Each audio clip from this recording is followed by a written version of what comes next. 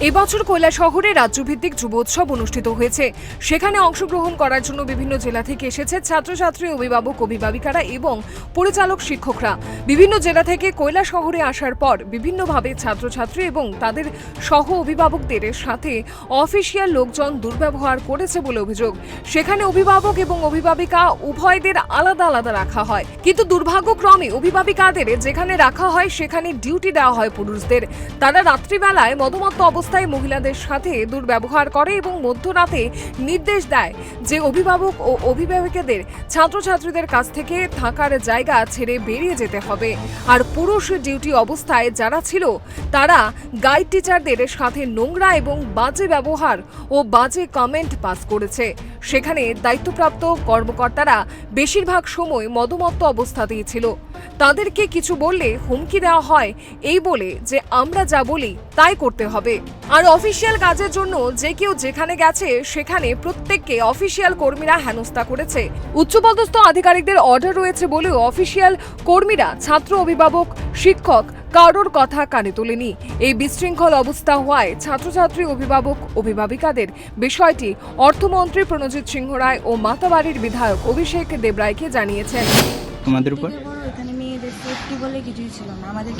আমাদের প্যারেন্টসকে বের করে দেওয়া হয়েছে, ঠিক আছে। আমরাও যখন বলেছি যে প্যারেন্টস বের হয়ে যাওয়ার জন্য, তখন আমরা মেয়েরাও বলেছি যে আমরা সবাই স্টুডেন্টসরা বের হয়ে যাবো। কারণ এইভাবে যদি মধ্যরাতে ড্রাঙ্ক অবস্থায় একটা মানুষ হুট করে রুমে ঢুকে যাচ্ছে, আমাদের সঙ্গে যে কোনো কিছু হতে পারতো ওই দিন রাত্রেবেলা। তো আমরা বলেছি যে আমরা সব স্টুডেন্টসরা বেরিয়ে যাবো যদি গার্ডিয়ানরা বেরিয়ে যায়। তারপর সঞ্জীব যে উনি আমাদেরকে লিটারালি ধমকি দিচ্ছে যে একটা মেয়ে ওইখান থেকে বেরোতে পারবে না। তো স্বাভাবিক, সেখানে যদি আমরা রাত্রে থাকতাম যে কোনো কিছু আমাদের সঙ্গে রিস্ক করতে পারতো। তারপর আমাদেরকে রুম থেকে যখন আমরা বের হয়ে যাচ্ছি তখন আমাদেরকে বলা হয়েছে রুম পরিষ্কার করে দেওয়ার জন্য। আমরা তো সেখানে রুম পরিষ্কার করতে যাইনি, আমরা পারফর্মার্স ছিলাম। তারপর রাত্রেবেলা আমাদেরকে খাওয়ার দেওয়া হয়নি। আমরা যখন বলেছি যে আমরা তো কিছু খাইনি, আমাদেরকে টিফিনের ব্যবস্থা করে দেন।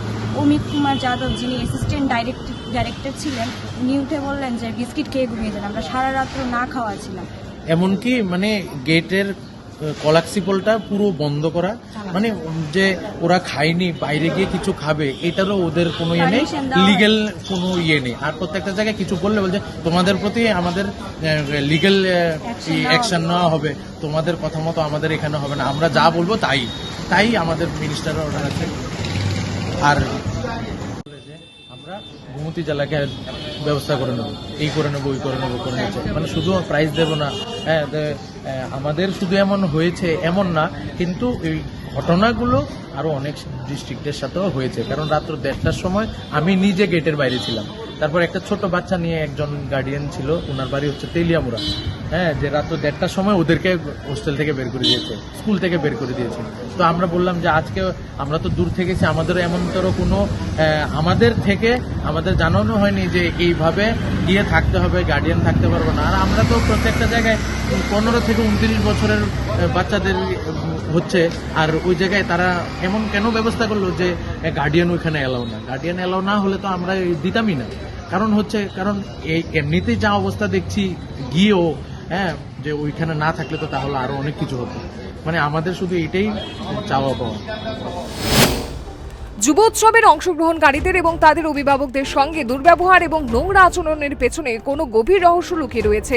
সাধারণ মানুষও স্বাভাবিকভাবেই এদের অভিযোগ থেকে বুঝতে অসুবিধা হবে না যে সরকারকে বদনাম করার উদ্দেশ্যেই অফিসিয়াল লোকজন এসব নোংরামি করেছে। সরকারের কোনো দুর্বলতা না থাকলে নিশ্চয়ই তাদের বিরুদ্ধে কড়া ব্যবস্থা নেওয়া হয়েছে বলে জনসাধারণকে প্রকাশ্যে জানানো উচিত। এখন হয়তো প্রশাসনিক কর্তারা এসব ধামাচাপা দেওয়ার জন্য তদন্ত হবে বলে চিরাচরিত অপকৌশলের আশ্রয় নেবেন, যা তারা নিয়ে থাকেন।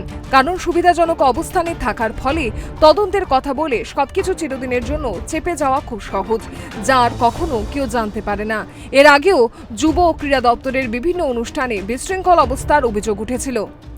Bureau report, Times 24।